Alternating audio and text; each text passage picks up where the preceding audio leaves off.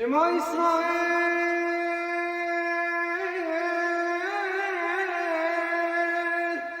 أدوناي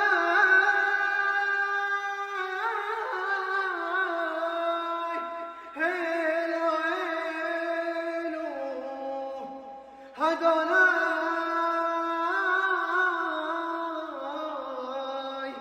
إخوات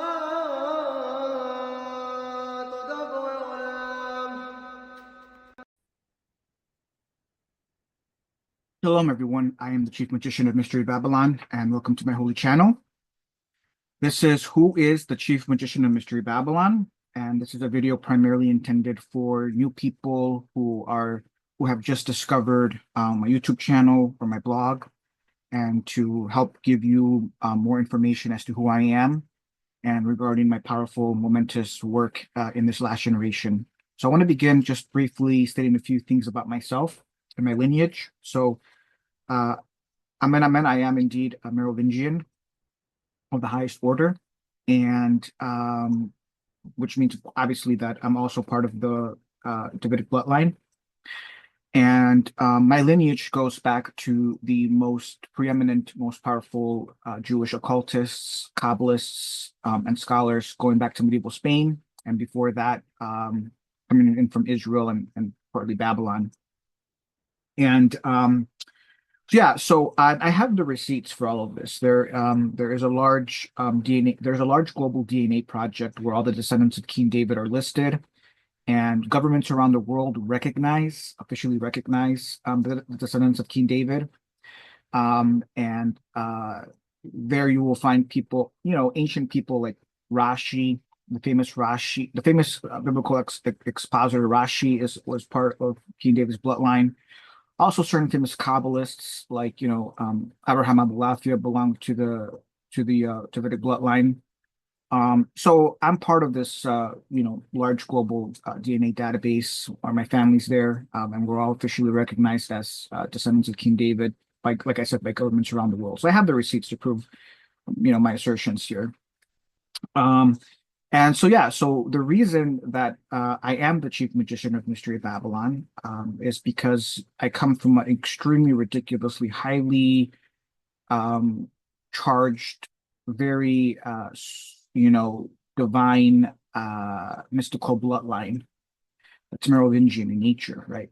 So because of that, I've been imbued with the highest gnosis and lots of spiritual power. And so that's why I am the Chief Magician of Mystery Babylon, and I am who I say that I am. Now, if you have a lot of time on your hands and you've had the time to, watch a good number of my videos on this channel and read a good number of my posts on my blog, there you should readily see all of the seals that I am the Chief Magician of Mystery Babylon, and that I am who I am, that I say that I am, because no one is revelating anywhere near the level that I'm revelating in this last generation. And I mean no one. There's not one person. This is a fact. So what I want to say is that, everything that I'm saying, everything I'm about to say in this video, everyone listening needs to consider it very carefully and consider it all very, very wisely. Okay.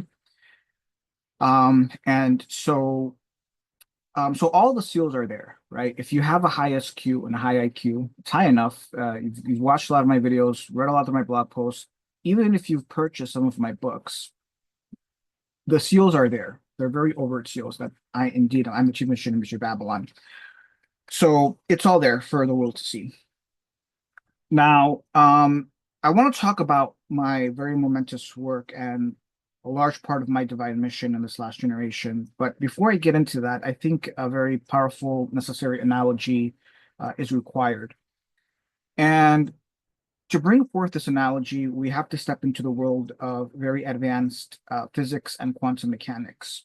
So in the early 1900s, a very famous Jew who goes by the name of Einstein entered the scene. And he made a lot of significant contributions to physics and quantum mechanics, and became very famous. Even now in this last generation, Einstein is one of the most world-renowned, most famous mathematicians and physicists in the entire world, known as one of the highest geniuses that's ever walked our planet. Okay. Now, there's a lot behind the scenes that the whole world doesn't know. Okay. So one very important spiritual matter and aspect to all of this is that I think a lot of people don't understand is that Lucifer is at the head of the sciences. The reason for that is because his agenda is to disprove the Bible. And as we all know, the Bible is very clear and explicit that the earth is the center of the universe. And so if Lucifer or Samael can find any way to teach otherwise, it's a huge blow to the word of God and God himself. And so in the Middle Ages, and this is a great arcanum that I'm about to reveal that I think this is only known by like the top 100 Luciferians, most of the Luciferians in the whole world. But Lucifer, he's specifically tutored certain people in the Middle Ages to bring forth very huge false dogmas into the world. One of those persons was Copernicus, who brought forth the very erroneous, spurious Copernican model. And so when we hit the early 1900s, there was a lot of very powerful, momentous experimentation that was being done by lots of leading scientists around the world. And certain experiments were conducted that were beginning to disprove the Copernican model. And this is when Einstein comes into the scene, and he starts developing his theories in an effort to save the Copernican model at the last minute. Okay. Now, what most people don't know, okay, because of the gargantuan ignorance that permeates throughout the world, is that the theories of Einstein are entirely false. They are wrong, full of tons of errors. Okay. For example, the entire mathematical framework of his theories is entirely tautological in nature and essence. Okay. All of the theories and contributions of Einstein are nothing more than sophomoric tautological. It's nothing more than a sophomoric tautological philosophy at best. Okay. And there were a lot of leading physicists and scientists in the generation of Einstein that knew all of this. They knew that Einstein had plagiarized a lot of his work, and that a lot of his work was just entirely erroneous and spurious in nature. And what happened was that, because Einstein rushed in to save the Copernican model at the last minute, the most powerful people in the world raised Einstein up, made him look like a powerful genius, and started to spread tons of propaganda to disseminate his theories and his contributions, so that they became, very well known, and they became pretty much the benchmark for all science going forward. And so some of the most leading scientists in this generation openly criticized and spoke out against Einstein. What Einstein did is he accused a lot of these people of anti-Semitism. This is very interesting because Einstein was a non-observant, non-practicing Jew. Even more interesting, he graduated from a Catholic school. So all in all, this just goes to show, severe deficiencies in the character of Einstein, to say the least. Okay. Probably had a big ego. And so this is very sad, right? Because the smartest people in the early 1900s and going forward knew that, Einstein's entire framework was tautological and erroneous in nature completely. And even Einstein hinted at this a little bit in some of the papers that he wrote. Okay. Now, I have to admit that the subject that I'm exploring here is extremely advanced and ridiculously wide in scope. And it would take me many, many hours of speaking to fully holistically get into this matter. And I don't have the time and space to do this in this video. But there have been a lot of books written on this matter exposing the entire fraud that Einstein was and the entire fraud of his work. And there's lots of material online that you can go and Google. You can Google and research online. There's a lot of books that have been written. The proofs, the receipts are out there for anyone who has a diligent mind and is willing to search. It's all out there. And it's all stuff that's easily proven. Okay, it's a matter of fact that Einstein was a fraud. His entire work was spurious and fraudulent in nature. Okay, so what we have then is in this last generation, everyone has been brainwashed. Since Einstein, the whole world has been brainwashed into believing that Einstein was this great genius, who gave the world these very powerful, significant contributions to physics and quantum mechanics, when in fact this is furthest from the truth. So the whole, we have 2 or 3 generations that have been brainwashed and don't actually know any real true physics or quantum mechanics. And this is the great secret and reason why quantum mechanics has been stuck for the past generation and isn't able to move forward, because it's still operating on very fraudulent, spurious, erroneous doctrines and theories, etc. Okay, and so this is very relevant because the whole world has been asleep and blind and ignorant to all of this. Okay, and how does this relate to the Qabbalah? Well, I'm going to get into that now. Okay, so as you know, I have some videos on my channel diving very deep into the true origins of the very powerful holy work of the Zohar and the Merovingians, the Spanish Illuminati, etc. Now, one of the highest and greatest secrets that isn't really known by anyone is that the people that were behind the Zohar, which is the entire foundation and principal text of the entire medieval Kabbalah, were very elite Merovingians and Christian Jewish Gnostics of the highest order. And my bloodline goes back to these people. Okay, it's very important for all of you listening to understand this. This is why I know all of this and I can speak on this. And again, these Merovingians, obviously, because they're Merovingians, they go back to Yeshu. Okay, it all goes back to Yeshu, all of this. And by the way, this is not some Dan Brown conspiracy garbage that I'm hashing out here. Okay, don't be stupid, don't be retarded. Okay, this is not fictional Dan Brown garbage that I'm spitting out here. Okay, let's not get stupid and retarded here. Okay, this is very esoteric matter that I'm disclosing here. Okay, so so these Merovingians and Christian Jewish Gnostics, I like to refer to them as the Spanish Jewish Illuminati that existed in the Middle Ages, to which my family goes back to. Okay, now when they were going to reveal and release the Zohar, they had a very huge dilemma before them. Okay, and this dilemma is very well known and reflected in the actual Zohar text itself. Okay, we see it where the Rashbi throughout the Zohar, where he wants to reveal some of the highest secrets, and he finds himself in a huge dilemma. He says, "Woe to me if I do, and woe to me if I don't." Okay, and so he's stuck between a rock and a hard place, right? What do I do, right? What's the issue, right? The issue is the profanation of the holy mysteries, right? That's the issue, right? He can't. The holy mysteries have been concealed in secret for thousands of years, and we cannot allow them to be profaned, and that's the heart of the issue. Okay, and that's the same dilemma that the Spanish Jewish Illuminati was dealing with. Now, I say all of this because since the inception of the Zohar, the vast majority, if not all, Jews and Goyim have been very stupid and very ignorant. My question is, what makes you think? What in the world makes anyone think that the actual true holy mysteries were fully revealed, fully opened?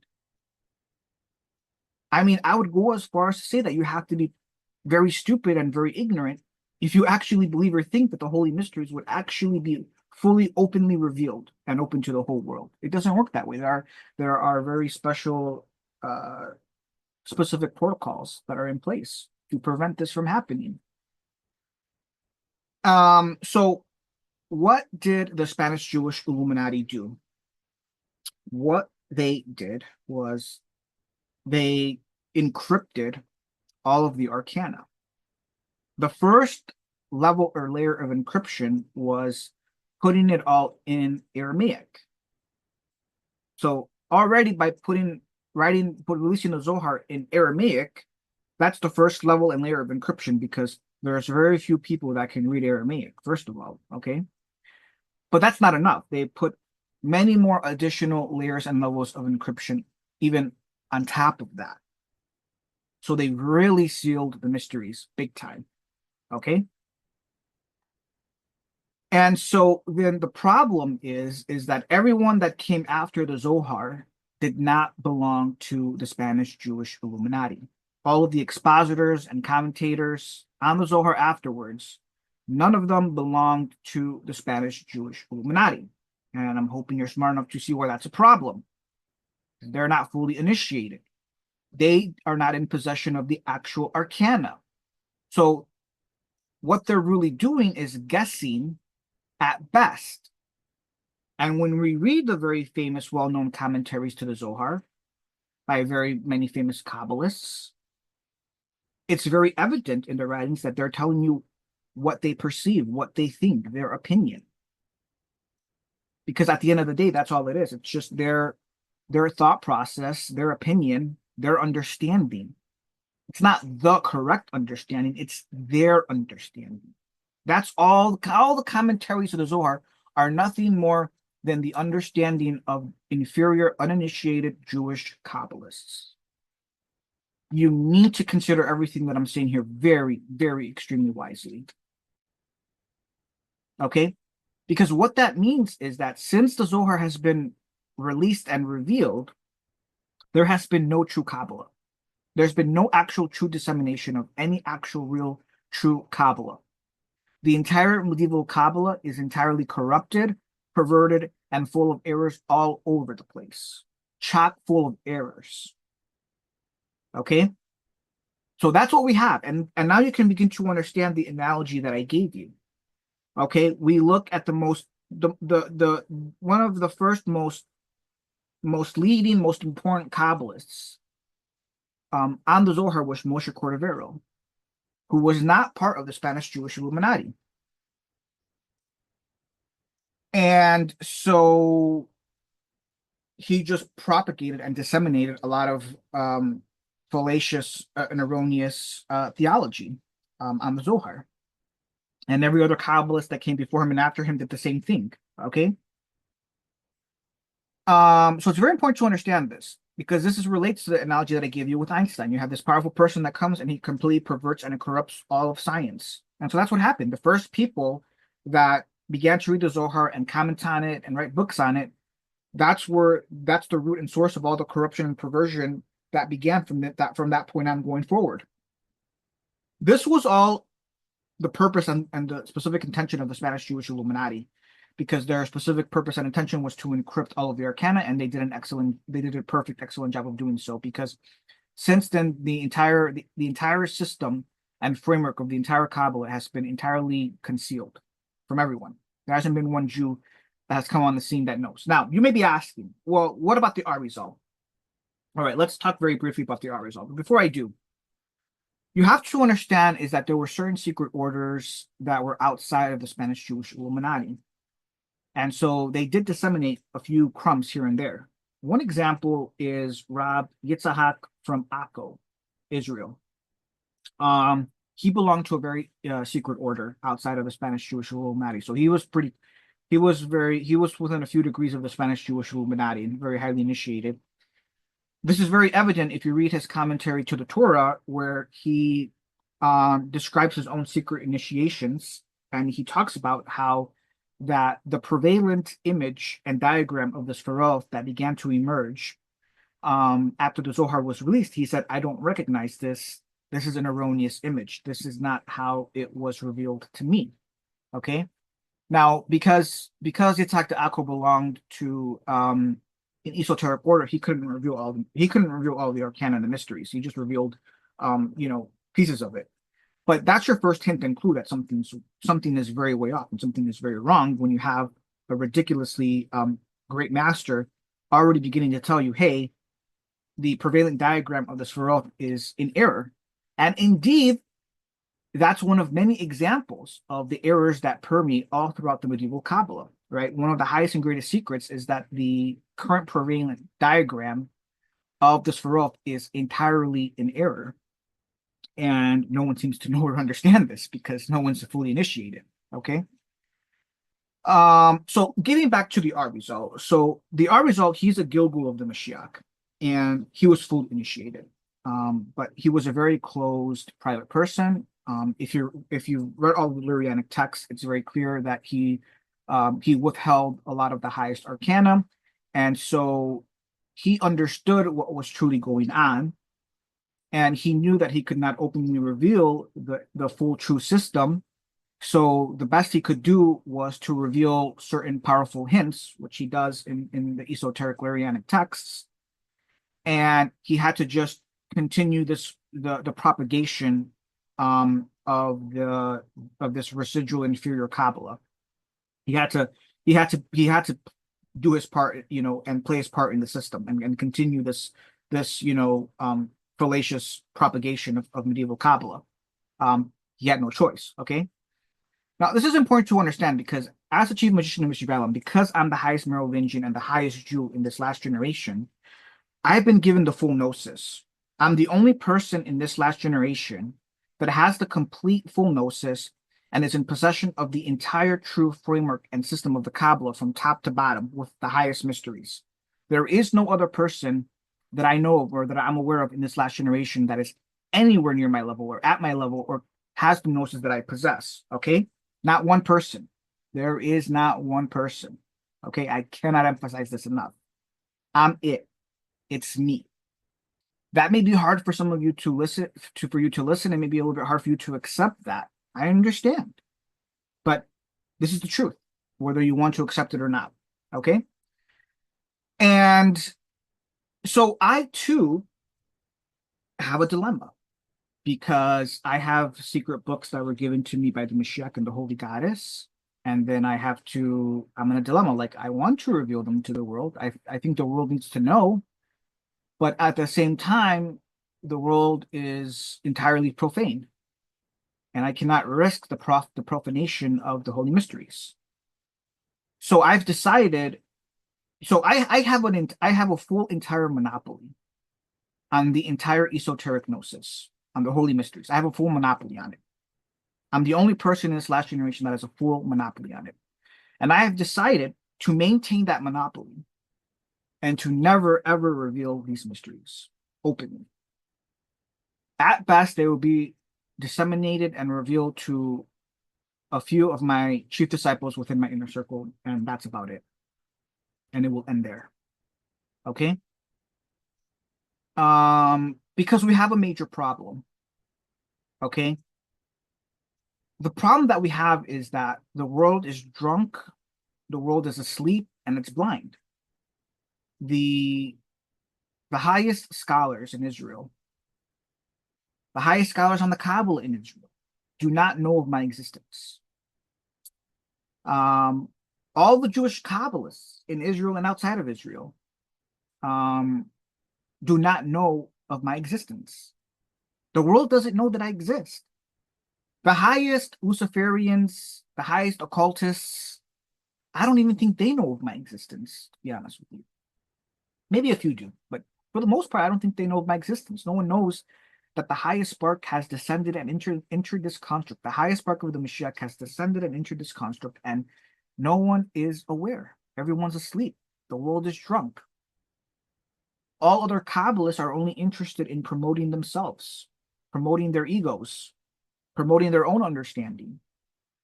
And that's the sad nature of this last generation and the construct and the scene. That's the nature of this very sad scene in this last generation. It's very sad. So no one's recognized me. No one's recognized me. No one's gotten my books. No one's going through my blog. No one's going through my videos. So no one's able to see my seals that I've brought forth to show the world that I am who I say that I am. No one's listening. No one's paying attention. Okay? That's the problem. And it is what it is. I know who's in control. And it's to the detriment to the whole world, specifically to the Jews and even the Christians. And that is the sad nature of our reality in this last generation. But if you have come to this video, to this channel, to my blog, then you are very, very blessed in what you have found. And you are beyond blessed if you can fully perceive and understand who is speaking before you, who stands before you. Okay. So, in essence, that is the essence of the matter, right? Um, that we have a lot of people that were never intelligent enough to understand that the holy mysteries could never be fully openly revealed and had to remain entirely concealed.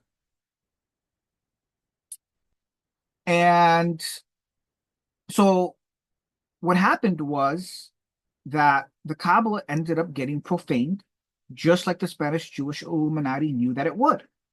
In the Middle Ages, the elite Christians took it in, tried to understand it to their best of their ability, but then it left Christianity. It was only there for maybe 100 years or so, and then it rapidly, as soon as it came in, it left. And so, outside of the Jews, whose hands did the Kabbalah come into? All of the profane goyim were occultists. And a lot of occultists were smart enough to understand that the Jews are the chosen race and that we are the only ones that have the true holy arcana. They were smart enough to realize that, as profane as they are. And so they got a lot of our texts, translated them, and tried to understand them, not realizing the many layers of encryption. And so they just inherited a lot of profane Kabbalah, just like the vast majority of Jews did. So what happened, because the Spanish Jewish Illuminati, because they encrypted all of the arcana, what the world ended up inheriting is a residual, corrupt, inferior system of Kabbalah, quintessentially. Which is good because we see how fast and how easily it got profaned among all of the goyim occultists. So all these occultists that go around talking about Zohar, Sfarot, and Kabbalah, they have no idea what they're talking about. They're just spitting out a bunch of ignorance and nonsense, no different than what a lot of Jewish Kabbalists have been doing since the Zohar has been released. Okay?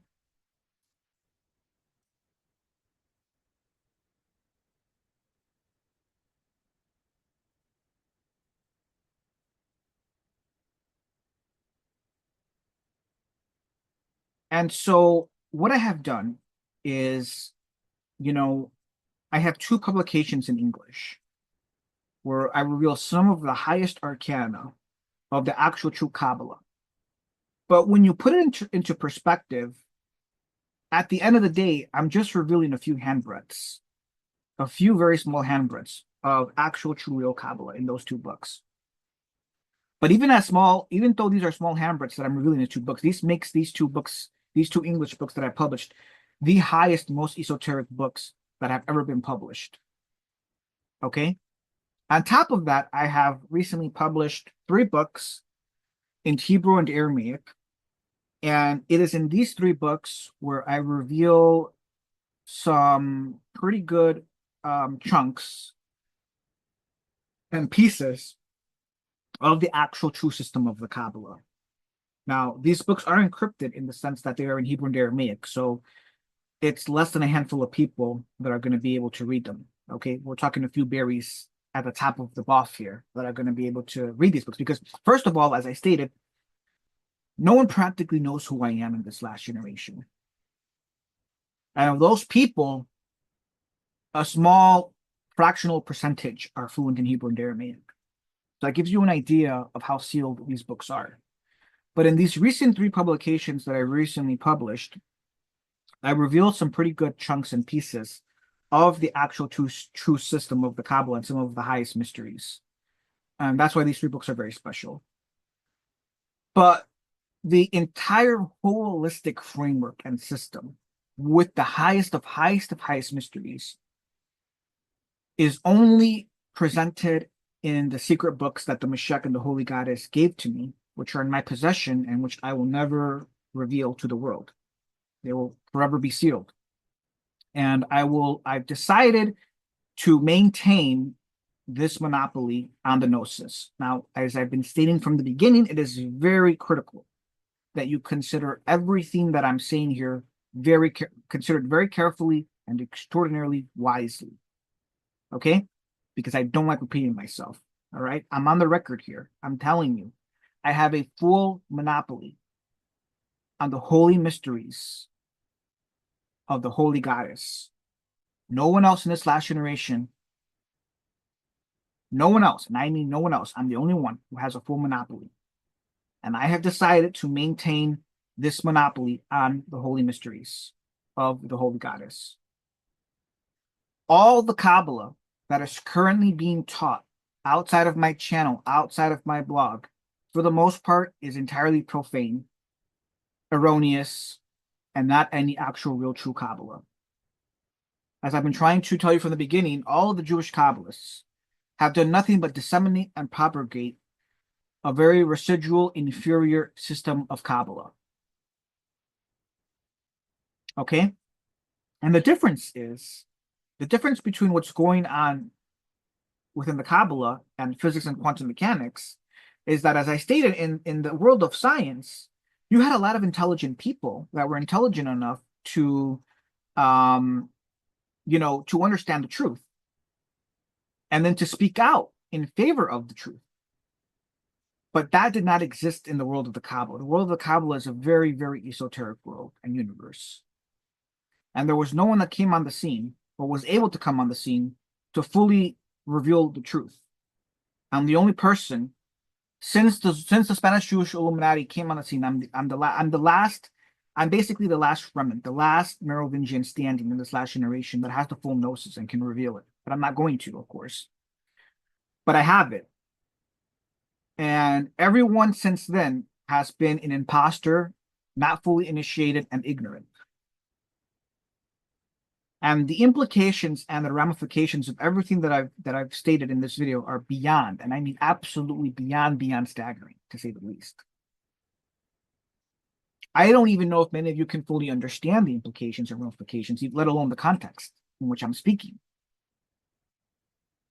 Because it's very mind-blowing for you to think that every Jewish Kabbalist, since the Zohar, even the most famous Jewish Kabbalists, were doing nothing more than speaking out of their ass and speaking total ignorance and corruption on a very holy system. It's mind-blowing. I can understand why most of you listening would find it very hard to believe anything that I'm telling you in this video. I wouldn't be surprised if the vast majority of you don't believe what I'm telling you and walk out or have stopped watching this video like, this guy is a loony or he's a LARP or whatever. But no. You see, what separates me from everyone else, because I'm a true Merovingian, is that I have read every occult book under the sun, including all books in Hebrew and Aramaic in the original language. There has not been one Kabbalist since the Zohar has been released that has been able to do that. But I have. That's what separates me from all of you listening from the rest of the profane of the world. But listen, I understand. This is very powerful, very shocking, very mind-blowing news and information to digest. And I fully understand. But for those of you that have been following me from the beginning and have seen all of the seals that I have given, I think you all know deep down in your heart that what I'm telling you is the truth and that I'm not lying. And those of you that are intelligent and spiritual enough to jump on my bandwagon, watch my videos, read my blog posts, follow me, purchase my books, in due time, you will understand and see that what I'm saying here is I'm in the truth and that I'm not lying. This has nothing to do with my ego. I could care less about my ego. I've been horrendously broken spiritually. Okay? Nothing to do with ego here. I'm just here to give you the facts and the truth. Nothing more, nothing less. Now, I feel sorry for most of you listening and the rest of the world, because the whole entire world will never know the true holy mysteries because I have decided to conceal them. There are not the most elite powerful Luciferians are not hunting me down. They haven't broken into my house to get my books. No one's paying attention. No one's listening. No one has noticed. No one even knows of my existence. You could say that Hashem, the Holy Goddess, has done a really good job of concealing me, because you don't cast your pearls before swine. And as the most precious pearl of Hashem in this last generation, I think you can understand why somebody like me has to be concealed. And so that's why I said you are beyond blessed if you have found me, you understand who I am, you know who I am, and you have dedicated yourself to following all of my work. So I will conclude there. Shalom wa salam.